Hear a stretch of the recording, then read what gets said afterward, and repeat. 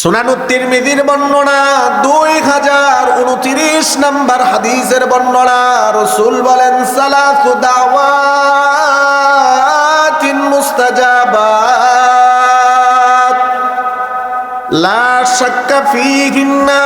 তিন শ্রেণীর মানুষ যখন দোয়া করে, নিশ্চিত ওই দোয়া যিনি কবুল করেন তিনি কে? নবীজি বলেন, তিন প্রকারের মানুষ দোয়া করতে দেরি, দোয়া কবুল হতে দেরি হয় না। এক নাম্বার, রাসূল বলেন, দাওয়াতুল মাজলুম। মাজলুম ব্যক্তি যখন আল্লাহর কাছে ফরিয়াদ করে চোখের পানি ছেড়ে দেয়, আল্লাহ, ওই ব্যক্তি জুলুম করে আমার জায়গা নিয়ে নিয়েছে, ওলা অন্যায় করে ক্ষমতার বলে, টাকার বলে আল্লাহ আমার উপর জুলুম করেছে, সে জালেম, আমি মাজলুম।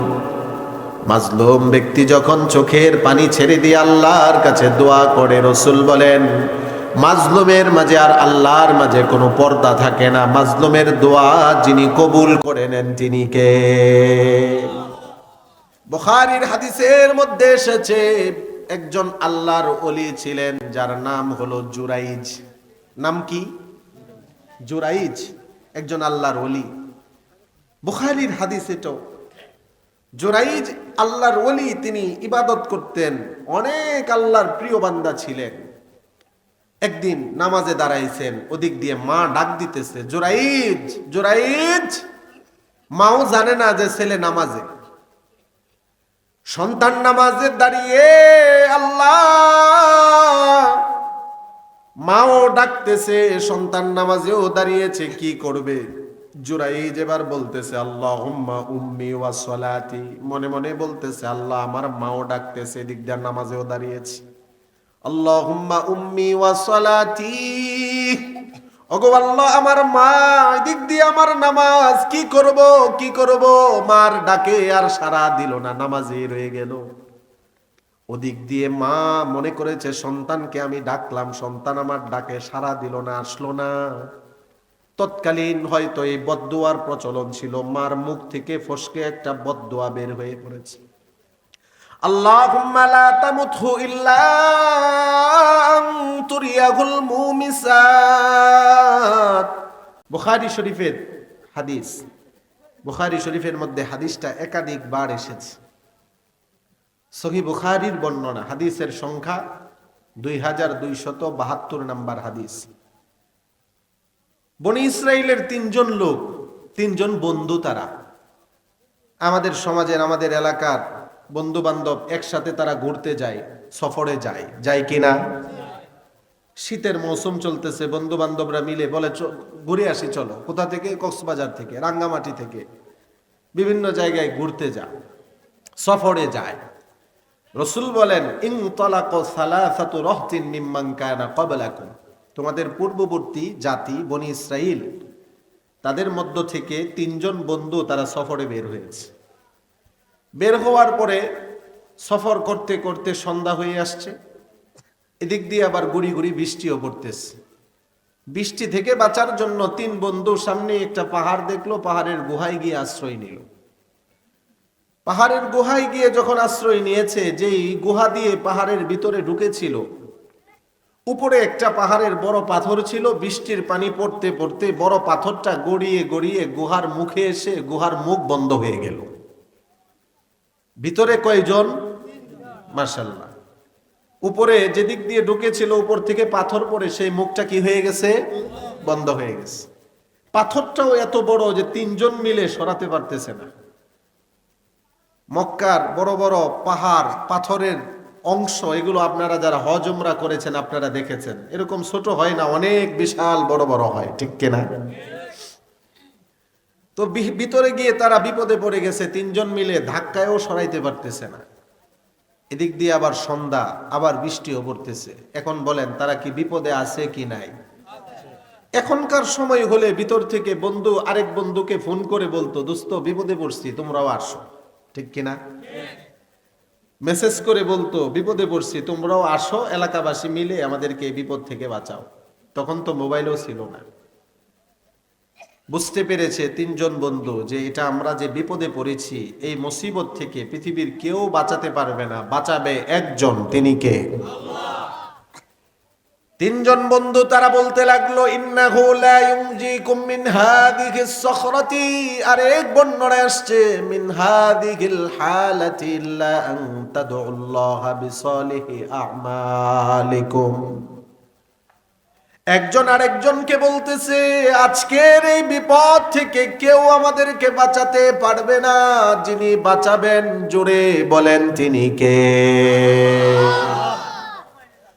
এক বন্ধু আর এক বন্ধুকে বলতেছে, জীবনে যেই যেই নেক আমল গুলো আমরা করেছি, চলো নেক আমলের উসিলায় আল্লাহর কাছে দোয়া করি।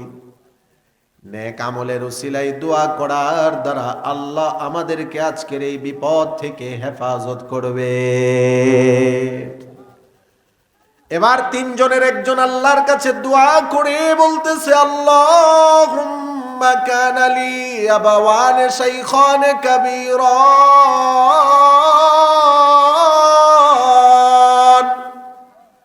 তিন বন্ধুর এক বন্ধু এবার আল্লাহর কাছে হাত উঠিয়ে মুনাজাতে ফরিয়াদ করে করে বলতেছে, আল্লাহ, আমার ঘরে বৃদ্ধ পিতা মাতা ছিল। প্রতিদিন আমি কাজ করে যখন সন্ধ্যায় বাড়িতে ফিরতাম, ছাগলের দুধ দহন করার পরে সর্বপ্রথম আমি আমার মাকে বাবাকে পান করাতাম, তারপরে আমার সন্তানাদিকে পান করাতাম, তারপরে আমি নিজে পান করতাম। ছেলে আল্লাহর কাছে বলতেছে, আল্লাহ, কাজের ব্যস্ততায় একদিন আমার আসতে বাড়িতে দেরি হয়ে গেল। দুধ দহন করে যখন মা বাবার কাছে নিয়ে গেলাম পান করানোর জন্য, গিয়ে দেখি আমার মা বাবা দেরি হওয়ার কারণে তারা ঘুমিয়ে পড়েছে। দুধ পান করানোর জন্য মা বাবাকে ঘুম থেকে উঠাবো, এটা আমার কাছে ভালো মনে হলো না। মা বাবাকে পান না করিয়ে সন্তানাদিকে পান করাবো, এটাও আমার কাছে ভালো মনে হলো না। কেননা ছেলেটার অভ্যাস ছিল আগে আমার মা পান করবে, বাবা পান করবে, তারপরে আমাদের সন্তানাদি পান করবে। আর বর্তমান জমানায় অনেক সন্তানের অভ্যাস হলো আগে ছেলে মেয়েকে খাওয়াবে, নিজে খাবে, থাকলে মা বাবাকে দিবে, না হয় দিবে না। বলেন আছে কিনা? কিন্তু ওই ছেলের অভ্যাস ছিল আগে মা, আগে বাবা, তারপরে সন্তানাদি, তারপরে আমি। তার মানে সে কি মা বাবার আনুগত্য নাকি মা বাবার নাফরমান সন্তান? আনুগত্য। বলে মা বাবা ঘুমিয়ে পড়েছে, দুধ পান করার জন্য আমার মাকে আমার বাবাকে আমি ঘুম থেকে উঠাবো, এটা আমি উত্তম মনে করলাম না। মা বাবা ঘুমিয়ে রয়েছে, দুধের গ্লাস হাতে নিয়ে ছেলে মা বাবার শিওরের পাশে দাঁড়িয়ে আছে। মা বাবা ঘুম থেকে উঠবে, ঘুম ভাঙবে, তারপরে মা বাবাকে দুধ পান করাবে। অনেক সময় অতিবাহিত হয়ে চলে গেল, নিজের সন্তানগুলো এসে ক্ষুধার যন্ত্রণায় বাবাকে বলতেছে, ও বাবা, দাদা দাদু ঘুমিয়ে রয়েছে, আমাদেরকে দাও, আমরা পান করি, ক্ষুধা নিবারণ করি, আমরা ঘুমিয়ে পড়ি। দাদা দাদু কখন উঠবে, কখন পান করবে, আমরা কখন পান করব? ছেলেটা তার সিদ্ধান্তে অটল, বলে না না, আগে আমার মাকে খাওয়াবো, আগে আমার বাবা খাবে, তারপরে তোমাদেরকে খাওয়াবো। ছোট্ট ছোট্ট বাচ্চাগুলো বাবার পায়ের পাশে কান্না করতে করতে পান না করে ক্ষুধার্ত অবস্থায় ঘুমিয়ে পড়েছে। মা বাবার ঘুম ভাঙতে ভাঙতে সকাল হয়ে গিয়েছে। ফজরের সময় যখন মা বাবার ঘুম ভেঙেছে, মা বাবা তাকিয়ে দেখে ছেলে দুধের গ্লাস হাতে নিয়ে দাঁড়িয়ে আছে। ছোট্ট ছোট্ট নাতিরা বিছানার ফ্লোরের মধ্যে শুয়ে আছে।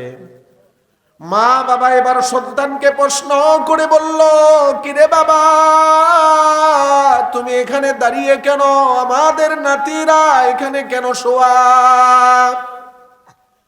ছেলে এবার মাকে বাবাকে পূর্ণ ঘটনা খুলে বলল, মা বাবা, তোমাদেরকে না পান করিয়ে আমি নিজে কখনো পান করি না, সন্তানাদিদেরকে পান করাই না। কাজ থেকে ফিরতে দেরি হয়েছে, এসে দেখি তোমরা ঘুমিয়ে পড়েছো। আমি আমার অভ্যাস পরিবর্তন করতে চাই না। আগে তোমরা পান করবে, তারপরে সন্তানাদিকে পান করাবো, এই জন্য দাঁড়িয়ে আছি। মা বাবা সন্তানের জন্য দোয়া করলো, আর মা বাবা দোয়া করলে, মা বাবা খুশি হলে আসমানের মালিক আল্লাহ খুশি হয়ে যায়। তিরমিজির বর্ণনা 2020 নম্বর হাদিস, রাসূল বলেন, রিজার রব্বি ফি রিজাল ওয়ালিদি ওয়া সাখাতুর রব্বি ফি সাখাতিল ওয়ালিদি।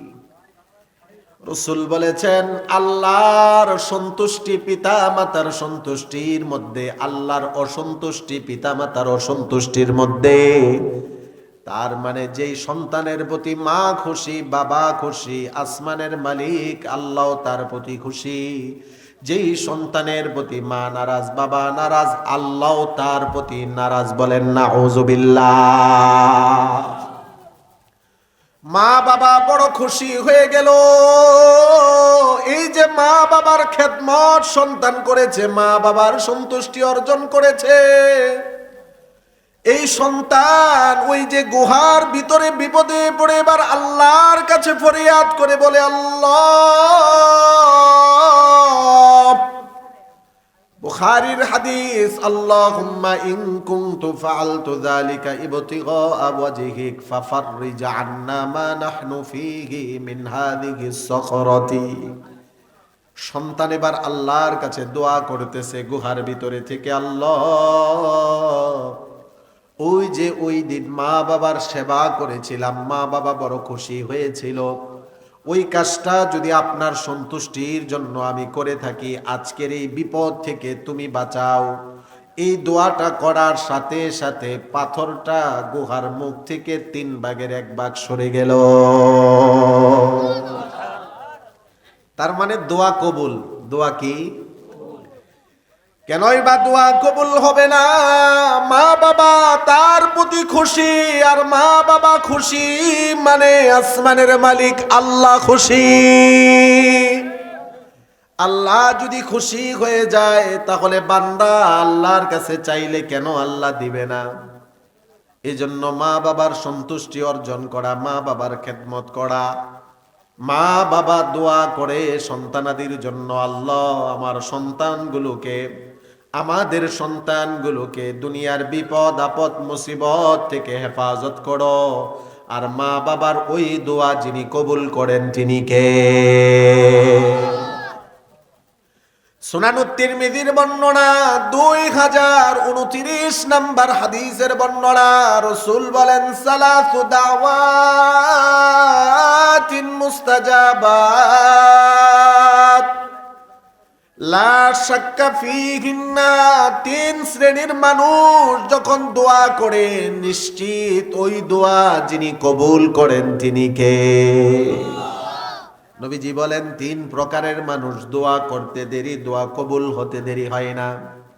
1 নাম্বার, রাসূল বলেন, দাওয়াতুল মাজলুম। মাজলুম ব্যক্তি যখন আল্লাহর কাছে ফরিয়াদ করে চোখের পানি ছেড়ে দেয়, আল্লাহ,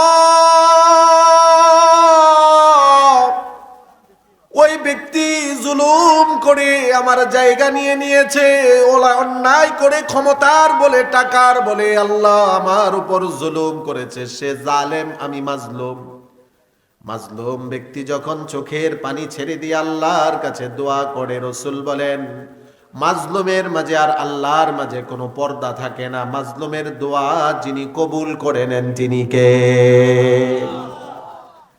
এজন্য যারা জালেম, যারা মনে করে আমি আরেকজনের উপর জুলুম করে আমি জিতে গেছি, কে বলেছে জিতে গেছেন? ক্ষমতার বলে, টাকার বলে, পাওয়ারের বলে আরেকজনের জায়গা জমি দখল করলাম, দোকান দখল করলাম, এটা তার উপর জুলুম করে আমি জিতেনি, আমি ঠকেছি, তাকে জিতিয়ে দিয়েছি, ঠিক কিনা? কাউকে মেরে কখনো কেউ জিততে পারে না, ঠিক কিনা? কারো হক নষ্ট করে কেউ জিততে পারে না। আপনি এই দিক দিয়ে নিয়েছেন, অন্য দিক দিয়ে ঠিকই ঠকে গিয়েছেন, ঠিক কিনা? এজন্যই তো রাসূল বলেন ইত্তাকি দাওয়াতাল মাজলুম, তোমরা মাজলুমের বদদুয়া থেকে বেঁচে থাকো, কেননা মাজলুম বদদুয়া করলে আল্লাহ কবুল করে নেয়। এজন্য আমরা কেউ কখনো জালেম হব না, প্রয়োজনে মাজলুম হব, কিন্তু কারোর উপর জুলুম করব না।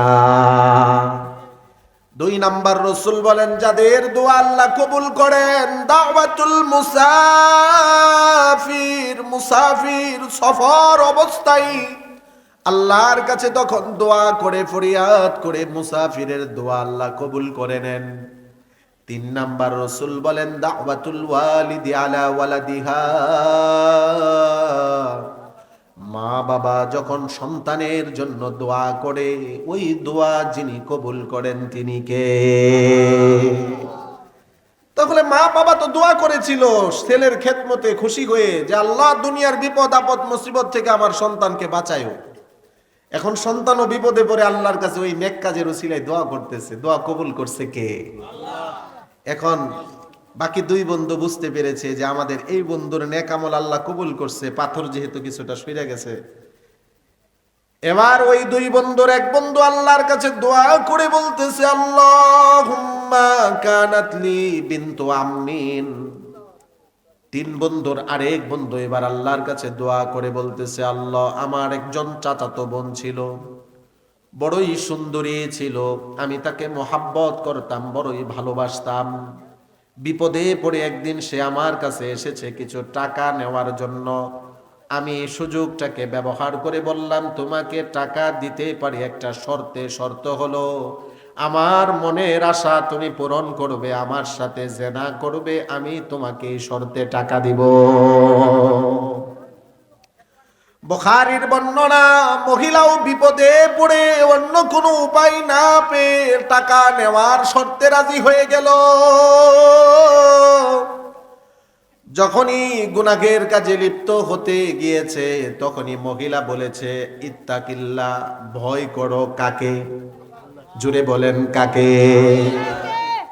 গুনাহের কাজে যখনই লিপ্ত হতে গিয়েছে মহিলা তখন লক্ষ্য করে বলতেছে ইত্তাকিল্লাহ, আল্লাহকে ভয় করো।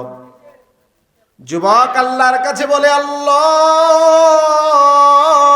ওই মেয়েটা যখনই আমাকে বলল ইত্তাকিল্লাহ, আল্লাহকে ভয় করো, আমার সতীত্ব নষ্ট করে দিও না, এই গুনাহের মধ্যে লিপ্ত হইও না, কেউ না দেখুক, আমাকে আপনাকে আমাদেরকে সব সময় যিনি দেখেন, জুড়ে বলেন তিনি কে? গুনাহ করতে যাবে এমন সময় মেয়েটা যখন বলল ইত্তাকিল্লাহ, যুবক বলে আল্লাহ, সাথে সাথে আপনার ভয় আমার অন্তরে ঢুকে গিয়েছে, গুনাহ করিনি, গুনাহ থেকে বিরত থেকেছি। ওই দিনের কথা স্মরণ করে আজকে পাহাড়ের গুহায় আটকে আল্লাহর কাছে যুবক দোয়া করে আল্লাহুম্মা ইন কুনতু ফাআলতু যালিকা ইবতিগা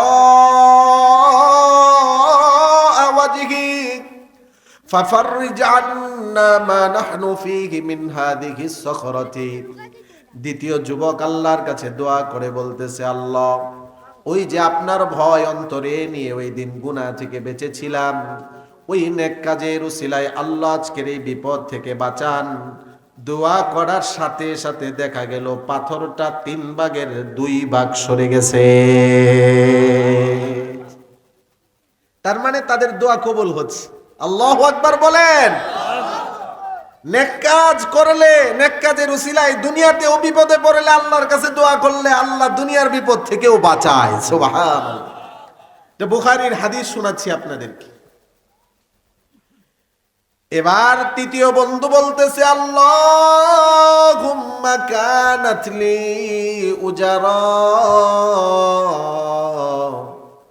তৃতীয় বন্ধু বলতেছে আল্লাহ, কাজের জন্য আমি কিছু শ্রমিক ভাড়া নিয়েছিলাম, সমস্ত শ্রমিকেরা যখন সন্ধ্যাবেলা সবার পারিশ্রমিক নিয়ে গেল, একজন শ্রমিক পারিশ্রমিক না নিয়ে সে চলে গেল।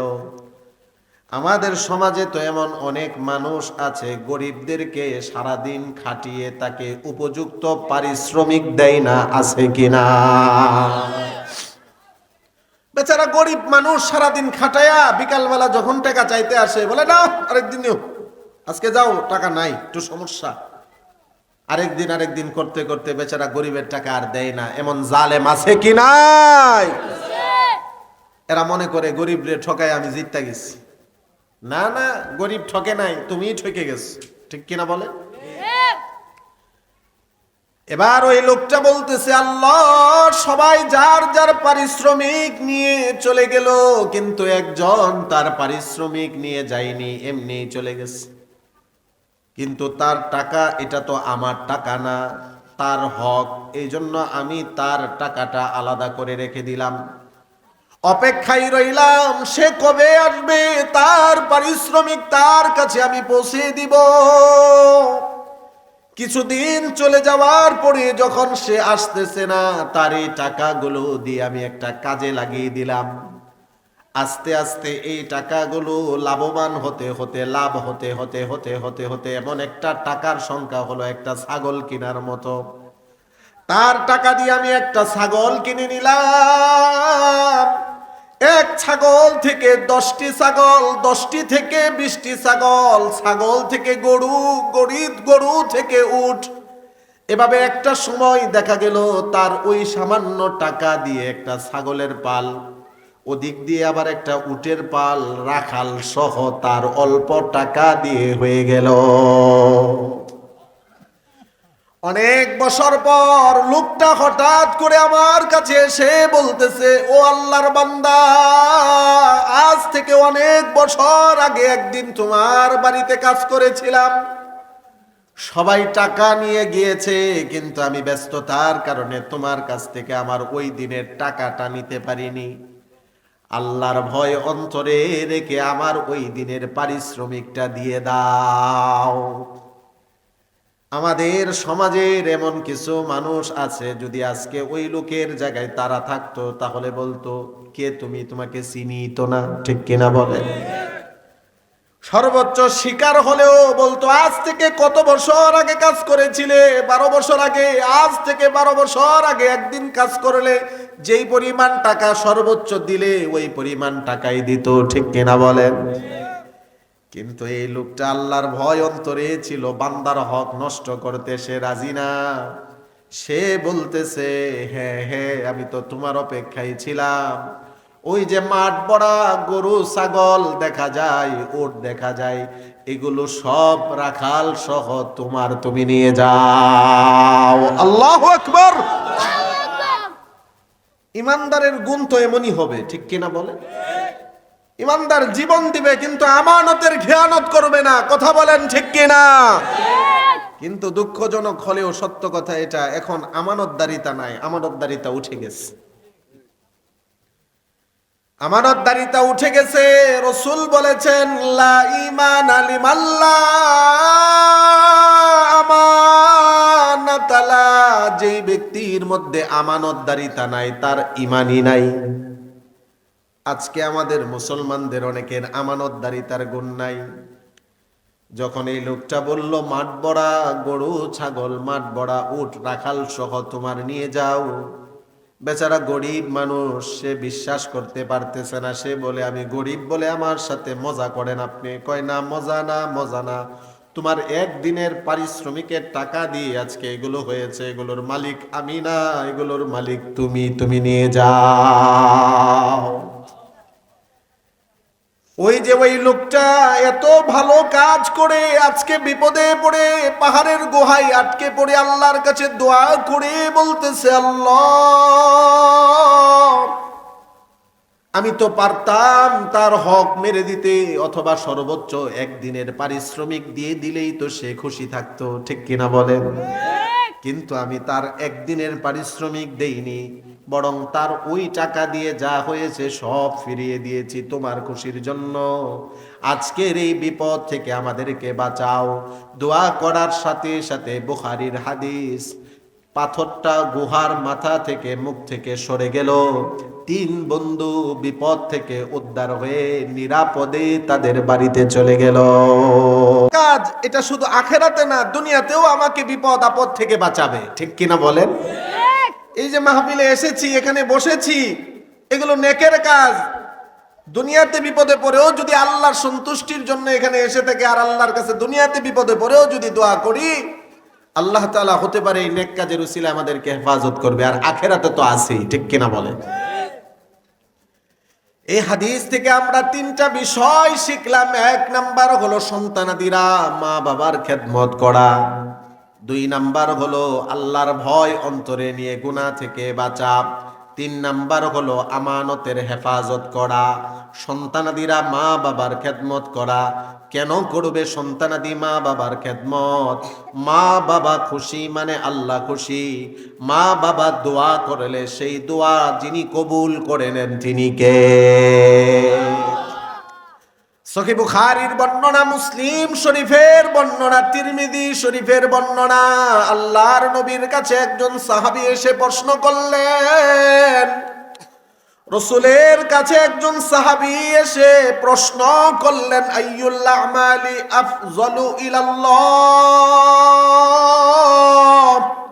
ওগো নবীজি, আল্লাহর কাছে আমল সমূহের মধ্যে কোন আমল সবচেয়ে শ্রেষ্ঠ, সবচেয়ে প্রিয়? রাসূলকে প্রশ্ন করার পরে নবীজি বললেন, আস-সালাতু লিমিকাতিহা। সময় মতো নামাজ পড়া এটা আল্লাহর কাছে সবচেয়ে প্রিয়। রাসূলকে প্রশ্ন করা হলো আল্লাহর কাছে কোন আমল শ্রেষ্ঠ? নবীজি বললেন সময় মতো নামাজ পড়া। আমরা অনেকেই নামাজের ব্যাপারে গাফেল, অনেকে নামাজের ব্যাপারে উদাসীন, ঠিক কিনা বলেন? জুমার দিনে নামাজে, জুমার সময় যে মুসল্লি হয়, প্রত্যেক দিন ফজরে কি ওই মুসল্লি হয়? একটা কথা মনে রাখবেন, ময়মনসিংহের ঈশ্বরগঞ্জের আমার মুরব্বী বাবারা, যুবক ভাইরা আমার, যেই দিন জুমার নামাজের দৃশ্য আর ফজরের নামাজের মসজিদের দৃশ্যগুলো এক হবে, সেই দিনে আমাদের মুসলমানদের পরিপূর্ণ কামিয়াবি অর্জন হবে, ঠিক কিনা? এছাড়া হবে না। নামাজের ব্যাপারে লম্বা আলোচনা করতে চাই না, যেহেতু বিষয়বস্তু আমার অন্য। শুধু আর একটা হাদিস আমি আপনাদেরকে শুনিয়ে দেই। নবীজি একবার সাহাবায়ে কেরামকে বলতেছেন, প্রশ্ন করতেছেন, আর আইতুম লাউ আন্না নাহরান বিবাবি আহাদিকুম ইয়াগতাসিলু ফীহি কুল্লা ইয়াউমিন খামসা মাররাত হাল ইয়াবকা মিন দারনিহি শাইউন। সাহাবায়ে কেরামকে নবীজি প্রশ্ন করলেন, ও আমার সাহাবীরা, তোমাদের কাহারো ঘরের সামনে যদি একটা নদী থাকে, একটা পুকুর থাকে, দৈনন্দিন যদি 5 বার ওই নদীতে পুকুরে সে গোসল করে, তাহলে কি তার শরীরে কোনো ময়লা থাকতে পারে? সাহাবায়ে কেরাম উত্তর বললেন, লা ইয়াবকা মিন দারনিহি শাইউন। না না, 5 বার দৈনন্দিন গোসল করলে শরীরে তো কোনো ময়লা থাকতে পারে না। এবার নবীজি বললেন, ফাদালিকা মাসালুস সালাওয়াতিল খামস। 5 ওয়াক্ত নামাজের দৃষ্টান্ত হলো এমন, ইয়ামহুল্লাহু বিহিন্নাল খাতায়া। 5 বার গোসল করলে জীবনের যেমন শরীরের ময়লা থাকে না, 5 ওয়াক্ত নামাজ যারা পড়ে তাদের জীবনের গুনাহও থাকে না, আল্লাহ মাফ করে দেয়। রাসূল বলেন, আল্লাহর কাছে সবচেয়ে পছন্দের আমল হলো সময় মতো নামাজ পড়া। সাহাবী এবার দ্বিতীয় আবার প্রশ্ন করলেন, এরপরে আল্লাহর কাছে সবচেয়ে পছন্দের আমল কোন আমল? নবীজি বললেন, বিররুল ওয়ালিদাইন, মা বাবার সাথে উত্তম আচরণ করা। সাহাবী এবার আবার প্রশ্ন করলেন, সুম্মা মাযা ইয়া রাসূলুল্লাহ, এরপরে আল্লাহর কাছে সবচেয়ে পছন্দের কোন আমল? নবীজি বললেন, আল জিহাদু ফি সাবিলিল্লাহ। তার মানে আল্লাহর কাছে সবচেয়ে পছন্দের আমল হলো নামাজ। আল্লাহর কাছে নামাজের পরে সবচেয়ে পছন্দের আমল হলো সন্তানাদি মা বাবার সাথে উত্তম আচরণ করা। ও মুমিন শাগির ঈশ্বরগঞ্জের যুবক ভাইরা আমার, কেন মা বাবার খেদমত করবেন? মা বাবার সাথে কেন উত্তম আচরণ করবেন? যত বড় দোয়াই হোক না কেন, মা যদি করে সেই দোয়া কবুল করেন কে? বনি ইসরাইলের জালিলুল কদর নবী, ওয়ালাউ কানা যায়িফান, ঘটনাটা কিন্তু শিক্ষা রয়েছে। বনি ইসরাইলের জালিলুল কদর নবী ছিলেন নবী মুসা আলাইহিস সালাতু ওয়াস সালাম। আল্লাহর কাছে একদিন ফরিয়াদ করে বললেন, আল্লাহ,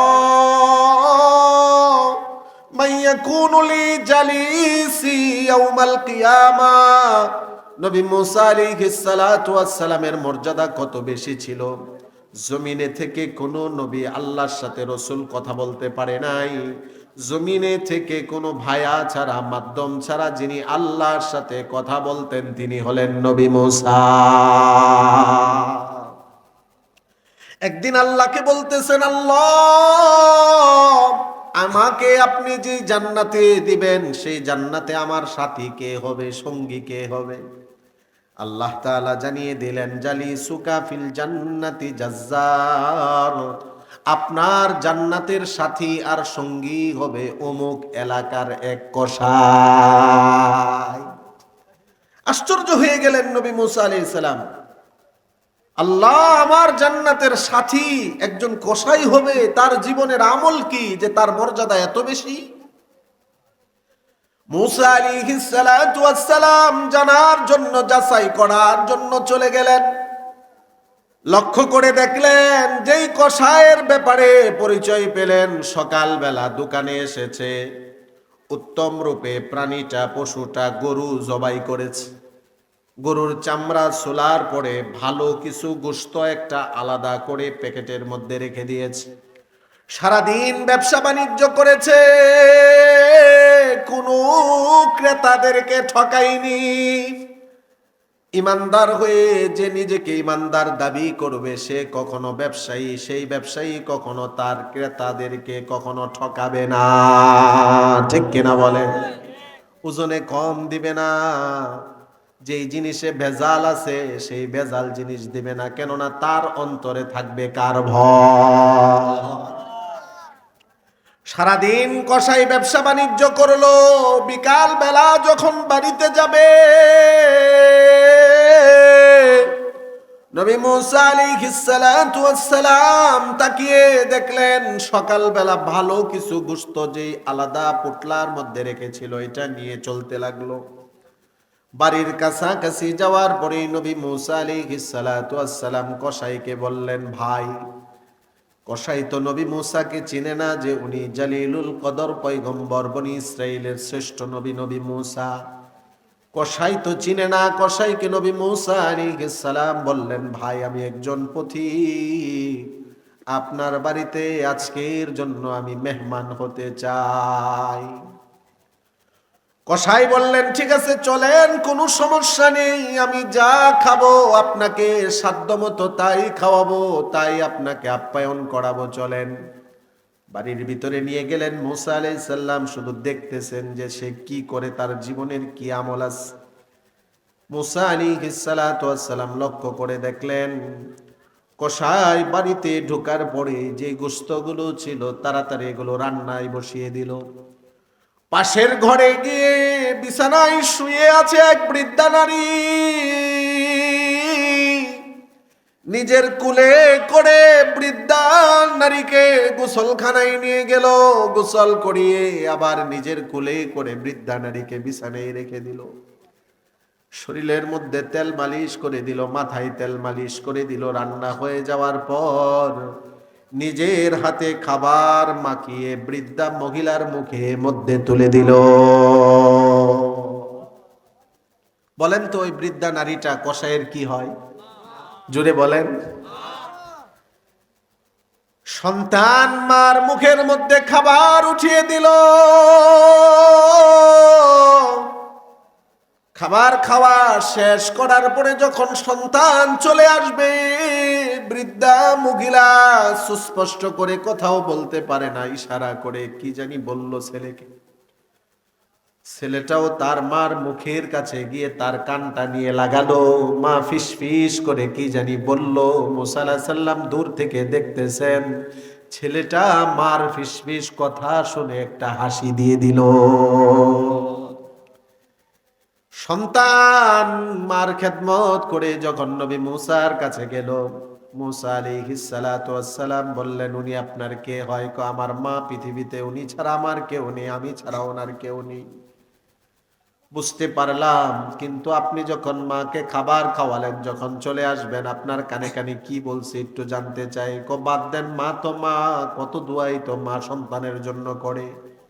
কনা কি দোয়া করে একটু আমাকে বলেন। আমার মার খেদমত প্রতিদিন যখন আমি করি, আমার মা আমার প্রতি খুশি হয়ে একটা দোয়া প্রতিদিন আমার জন্য করে। কি দোয়া করে এটাই তো বলেন না।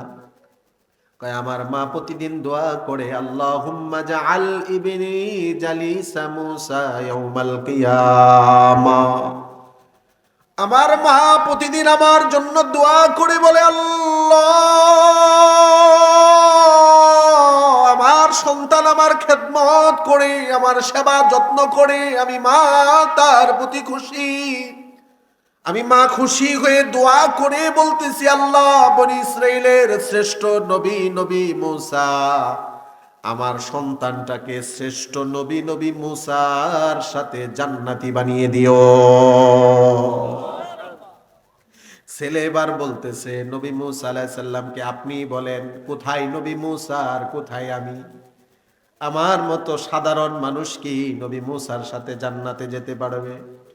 নবী মূসা আলাইহিস সালাতু ওয়াস সালাম বুকের মধ্যে জড়িয়ে নিলেন, কপালে চুমু খেলেন আর বললেন, আল্লাহ তোমার মার দোয়াকে কবুল করে নিয়েছে। তুমি তো চেনো না আমি কে? আনা মূসা নবিয়্যু বনি ইসরাইল, আমি গোলাম বনি ইসরাইলের নবী নবী মূসা। আল্লাহ আমাকে জানিয়েছেন তোমার মার দোয়া কবুল করেছেন কে? মার দোয়া সন্তানের জন্য যত বড়ই দোয়া হোক, সেই দোয়া কবুল করেন কে? পৃথিবীতে যত বড় বড়রা ব্যক্তিরা বড় হয়েছে, সফলতা অর্জন করেছে, মা বাবার দোয়া ছাড়া কেউ পারেনি, ঠিক কিনা বলেন? সাময়িক কিছু সময়ের জন্য যদি হয় মা বাবার দোয়া ছাড়া, কিন্তু এটার স্থায়িত্ব হয় না। কিন্তু মা বাবার দোয়ার দ্বারা যেটা হয় এটা স্থায়িত্ব হয়, ঠিক কিনা বলে? আজকে ওই মার সেবা করে না, মার যত্ন করে না, বাবার সেবা করে না, যত্ন করে না, এমন কত সন্তান বাংলার ঘরে ঘরে আছে, মাকে বাবাকে বোঝা মনে করে মা বাবাকে বৃদ্ধাশ্রমে রেখে চলে আছে কি নাই? মাকে বোঝা মনে করে, বাবাকে বোঝা মনে করে।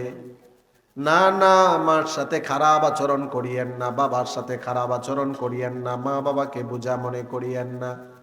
দোয়া নেন, দোয়া নেন, যতদিন সুযোগ আছে শুধু দোয়া নেন। একটা সময় আসবে এই দোয়া নেওয়ার সুযোগ থাকবে না। মা বাবা যদি নারাজ থাকে, মা বাবা যদি আপনার আমার প্রতি অসন্তুষ্ট থাকে, তাহলে আসমানের মালিকও অসন্তুষ্ট, ঠিক কিনা বলেন? বুখারীর হাদিসের মধ্যে এসেছে, একজন আল্লাহর ওলি ছিলেন যার নাম হলো জুরাইজ। নাম কি?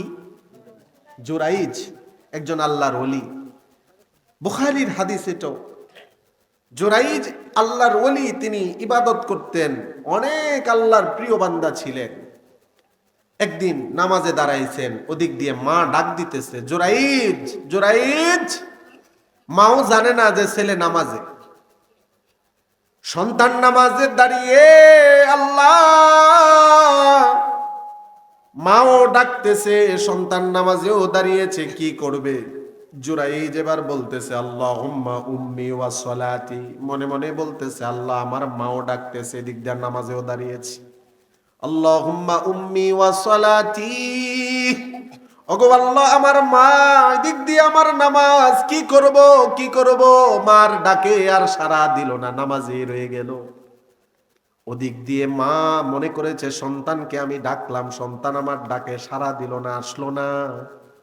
তৎকালীন হয়তো এই বদদুয়ার প্রচলন ছিল, মার মুখ থেকে ফসকে একটা বদদুয়া বের হয়ে পড়েছে, আল্লাহুম্মা লা তামুতহু ইল্লা তুরিয়াহুল মুমিসাত। হাদিসের মধ্যে আসছে মার মুখ থেকে একটা বদদুয়া বের হয়ে পড়েছে, জুরাইজ তোকে আমি ডাকলাম, তুই আমার ডাকে সাড়া দিলি না। মৃত্যুর আগে দুশ্চরিত্রা নারীর ফিতনায় না ফালিয়ে আল্লাহ তোকে মৃত্যু দিবে না। মুখ ফসকে মার মুখ থেকে এটা বের হয়ে গেছে। বলতে পারেন যে হুজুর আর কোনো দোয়া ছিল না, বদদোয়া ছিল না, এই দোয়াটি দিল। হয়তো এটার প্রচলন ছিল তখন, কথায় কথায় অনেক সময় এক এক এলাকায় এক একটার প্রচলন থাকে, ঠিক কিনা?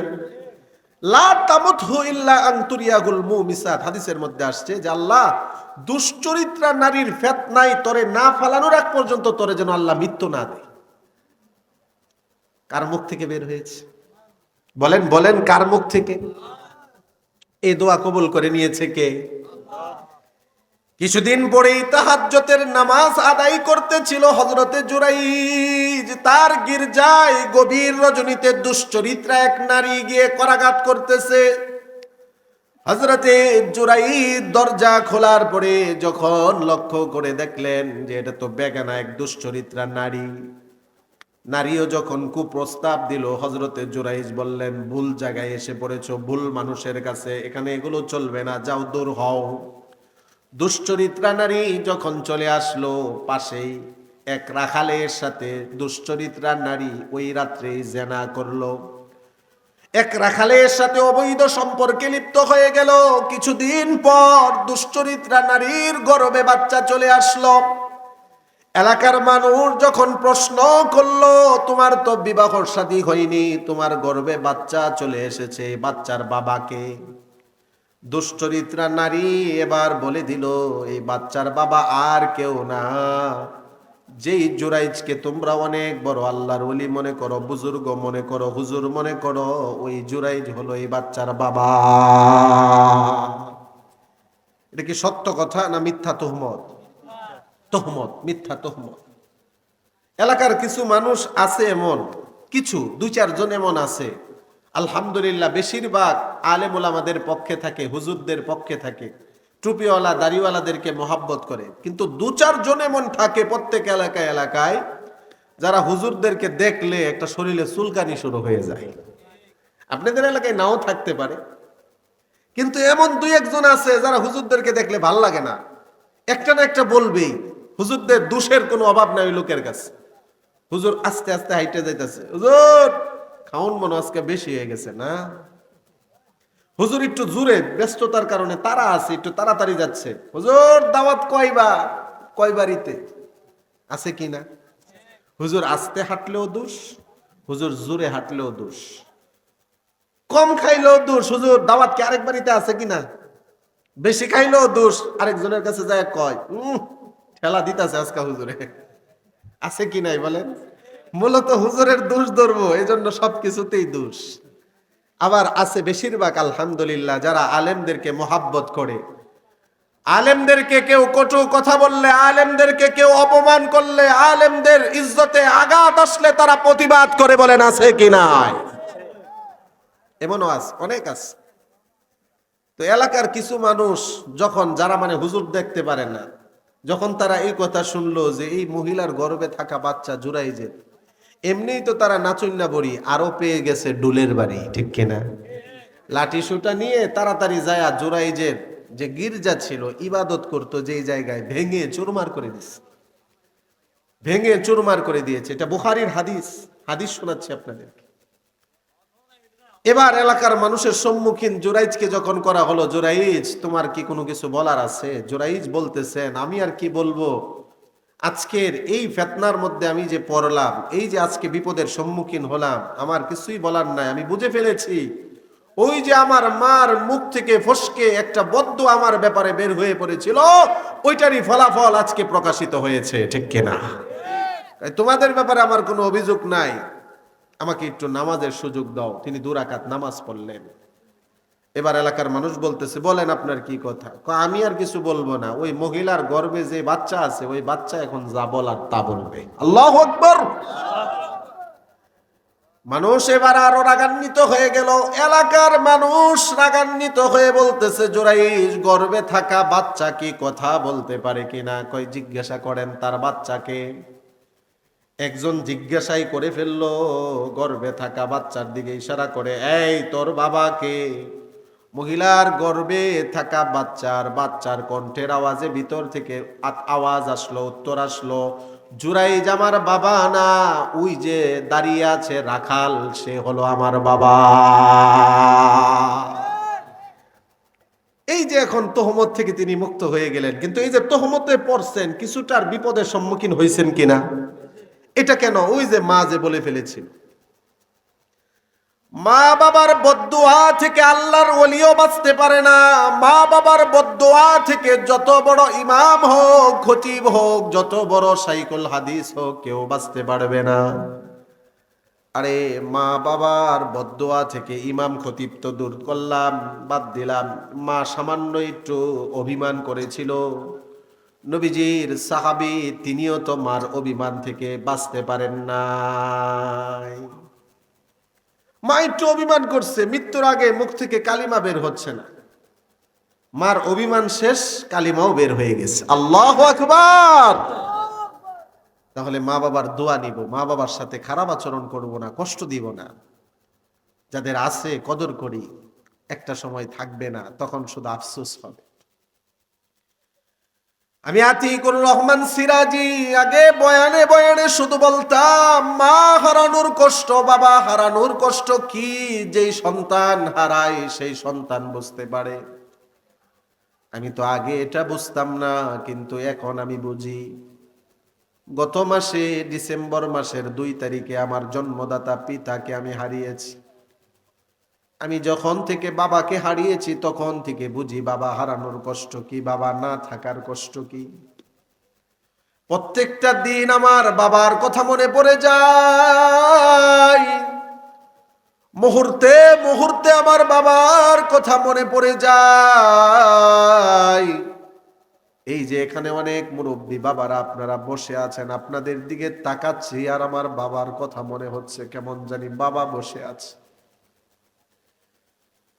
আমি আমার নিজের হাতে আমার বাবাকে গোসল দিয়েছি, নিজের হাতে আমার এহরামের কাপড় ছিল, ওই কাপড় কেটে কেটে বাবাকে আমি কাফনের কাপড় পরাইছি। নিজের কাঁধে আমার বাবার লাশটাকে আমি বহন করেছি, নিজের এই হাতে আমার বাবার লাশটাকে আমি কবরে নামিয়েছি। আজকে প্রত্যেকটা দিন আমি বাবার অভাব বুঝতে পারি, বাবা না থাকার কষ্ট কি, যন্ত্রণা কি, এটা আমি বুঝতেছি। এত দূর দূরান্তে মাহফিলে যাই, আরে আমার বাবা থাকলে কত টেনশন করত, চিন্তা করত। একটু পর পর ফোন করে জিজ্ঞাসা করতো, বাবা কোথায় আছো, বাজান কোথায় আছো, ও বাজান সাবধানে যাও, সতর্ক থাইকো বাজান। বাড়িতে ফিরার আগ পর্যন্ত বাবা টেনশনই থাকতো, ঘুমাতে পারতো না। যত রাতি হোক যদি বাড়িতে আসতাম, বাবা ঘুমিয়ে থাকতো, বাবা খোঁজ পেলে উঠে যেত। ওঠার সাথে সাথেই বলতো, বাজান তুমি আসছো। আল্লাহর কসম, বাবার মুখে ওই বাজান শব্দ শোনার পরে শরীরের ক্লান্তি দূর হয়ে যেত। ঘরে ঢুকি বাবাকে পাই না, বাবার স্মৃতিগুলো শুধু মনে পড়ে। বয়ান করতাম, বাবার সামনে বসে বসে বয়ান শুনতো আর কান্না করতো। বাবা দোয়া করতো, মানুষের সাথে শুধু আলোচনা করতো। আমার বাজান আজকে ওই বাবা দুনিয়া থেকে বিদায় নিয়ে চলে গেছে, বাবার কথা খুব মনে পড়ে। আজকে ওই বাবার স্মৃতিগুলো মনে পড়ে, বাবাকে বলতে পারি না। বাবা আজকে থাকলে কত বাবা খুশি হতো। আজকে কত কিছু খাই, সন্তানাদিকে খাওয়াই, কিন্তু বাবাকে তো খাওয়াতে পারি না। এজন্য বলি, বাবা হারানোর কষ্ট, মা হারানোর কষ্ট সেই সন্তানই বুঝে যে সন্তান হারিয়ে ফেলে। আমি তো গত 2 মাস আগে ওই কষ্ট বুঝতাম না, গত মাস থেকে বাবাকে হারানোর পর থেকে আমি এই কষ্ট বুঝতেছি। এই জন্য বলি, যাদের আছে আমরা মা বাবার কদর করি, মা বাবার খেদমত করি, মা বাবার সন্তুষ্টি অর্জন করি। আবারও বলতেছি, মা খুশি বাবা খুশি মানে আল্লাহ খুশি, ঠিক কিনা? মাকে কষ্ট দিব না, বাবাকে কষ্ট দিব না, মা বাবার খেদমত করব, মা বাবার সন্তুষ্টি অর্জন করব। মা বাবার খেদমত, মা বাবার সন্তুষ্টি যদি অর্জন করতে পারি, রাসূল বলতেছেন আল জান্নাতু তাহতা আকদামিল উম্মাহাত, মায়ের পায়ের নিচেই সন্তানের জান্নাত। সুবহানাল্লাহ। হুমা জান্নাতুকা ওয়া নারুকা, রাসূল বলেন মা বাবাই হলো তোমার জান্নাত, মা বাবাই হলো তোমার জাহান্নাম। মা বাবা খুশি মানে জান্নাত ওয়াজিব, মা বাবা নারাজ মানে জাহান্নাম তার উপর। তাহলে তিনটা জিনিস আমরা শিখতে পারলাম, মা বাবার খেদমত করব।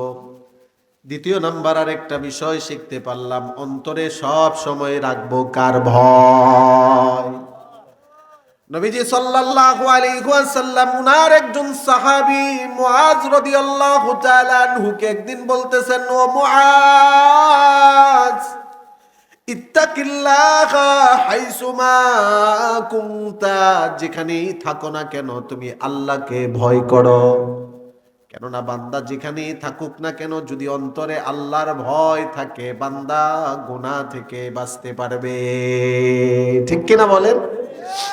যেখানেই থাকি না কেন যদি এতটুকু আমার অন্তরে থাকে যে কেউ না দেখুক, মা দেখে না, বাবা দেখে না, এলাকার কেউ দেখে না, সবার চোখকে আড়াল করে দিছি, কিন্তু আমাকে দেখতেছেন কে? আল্লাহ আমাকে দেখতেছেন। এটার নামই হলো তাকওয়া। ইত্তাকিল্লাহা হাইসুমা কুনতা, রাসূল বলেন যেখানেই থাকো আল্লাহকে ভয় করো। আল্লাহর ভয় অন্তরে নিয়ে গুনাহ থেকে বাঁচতে পারলে আল্লাহর পক্ষ থেকে বান্দার জন্য সুসংবাদ আছে। আল্লাহর কোরআনে আল্লাহ বলেন, ওয়ালিমান খাফা মাকামা রাব্বিহি জান্নাতান, আল্লাহর কাছে যাদের দাঁড়ানোর ভয় থাকবে, যারা গুনাহ থেকে বাঁচবে, আল্লাহ তাদেরকে দুইটি জান্নাত দান করে দিবে। কয় জান্নাত? কয় জান্নাত? ওমর রাদিয়াল্লাহু তাআলা আনহুর জামানায় এক যুবক, নবীজির যুবক একজন সাহাবী, রাসূলের যুবক একজন সাহাবী বসবাস করত মসজিদে নববীতে। কই যান ভাই? ও ভাই, মাহফিলের পরিবেশটা এরকম না করে, কষ্ট হয়ে গেলে বলবেন আমাকে। এই তো মাশাআল্লাহ, আল্লাহ ভাইকে কবুল করুক, বলি আমিন। মাশাআল্লাহ মাশাআল্লাহ, খুশি হইলাম ভাই। কষ্ট হয়ে যাচ্ছে আপনাদের? কত বাজে বাবা? চলবে আর কিছু সময় ইনশাল্লাহ। বেশি সমস্যা হইলে ভাই ইস্তেনজার চাপ আছে, আল্লাহ কবুল করে নিক, বলি আমিন। মাহফিলে আমি চেষ্টা করি দু একজনকে জোর করে হইলেও বসায় রাখতে। তো হয়তো দু একজন বলতে পারে, হুজুর জোর করে ওয়াজ শুনেবেন আপনি, লাভ কি? তা আমি বলবো, ওয়াজ ইচ্ছা করে শুনলো সোয়াব, জোর করে শুনাইলো সোয়াব। ঠিক কিনা? ভাইয়েরও সোয়াব হইব, আমারও সোয়াব হইব। ঠিক কিনা বলেন? চিনি, চিনি চিনি খাইতে কি তিতা লাগে না মিষ্টি লাগে? আপনাদের এলাকার চিনি তো মিষ্টি লাগে, হ্যাঁ বাজান? এখন যদি আমি, হ্যাঁ সব এলাকার চিনি মিষ্টি লাগে, একটু চিনি নিয়ে যদি আমি মৌলানা সাহেবকে বলি যে খান, উনি যদি ইচ্ছা করে খায়, হাতে একটু নিয়ে মুখে নিয়ে, তাহলে কি কি কি মিষ্টি লাগবে না? তিতা লাগবে না? তিতার কথা বলতেছি, হুজুরে খাইছে মিষ্টি লাগছে, হ্যাঁ দিছি, হ্যাঁ ছোট মানুষ তো রাগ করছে, চিনি খাইতো না, খাইবো চকলেট। কি খাইব? চকলেট। হ্যাঁ কইছি একটু চিনি খাও, না আমি খাইতাম না। পরে দুইজনটা কইলাম হ্যাঁ হাত পাও বান্ধ। পরে হ্যাঁ হাত পাও বাঁধছে, পরে আমি জোর কইরা হাতে নিয়ে হ্যাঁ মুখে একটু দিয়া দিছি চিনি। ইচ্ছা করে মৌলানা সাহেব খাইছে, মিষ্টি লাগছে, আমি যে জোর কইরা তার মুখে দিছি, এটা কি তার তিতা লাগবে? কি লাগবে? চিনি যদি ইচ্ছা করে খাইলো মিষ্টি লাগে, জোর করে খাওয়াইলো মিষ্টি লাগে। ওয়াজ ইচ্ছা করে শুনলেও সওয়াব, জোর করে শোনাইলেও সওয়াব। ঠিক কিনা বলেন?